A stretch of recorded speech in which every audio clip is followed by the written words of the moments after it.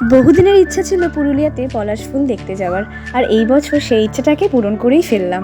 হাওড়া থেকে ভোর 6:30টার ইস্পাত লোকাল ধরে আমরা বেরিয়ে পড়লাম পুরুলিয়ার উদ্দেশ্যে। 3 থেকে 3.5 ঘন্টা এই যাত্রাপথের শুরুটা আমরা করলাম সকালের চায়ের সাথে, আর সাথে ছিল বাড়ি থেকে আনা ছোলা সেদ্ধ আর ডিম সেদ্ধ। সব মিলিয়ে যেন ট্রেনের মধ্যে শুরু হয়ে গেল ছোটোখাটো একটা ফ্যামিলি পিকনিক। আর এই হলাম আমরা দুজন। পরিবারের সাথে বেরিয়েও নিজেদের মতো সময় ঠিক আমরা বার করে নিলাম।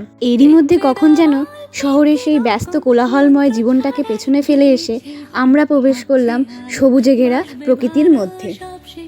চলন্ত ট্রেনের জানলার ধারে বসে এইভাবে প্রকৃতির শোভা দেখতে কম বেশি আমাদের সকলেরই খুব ভালো লাগে।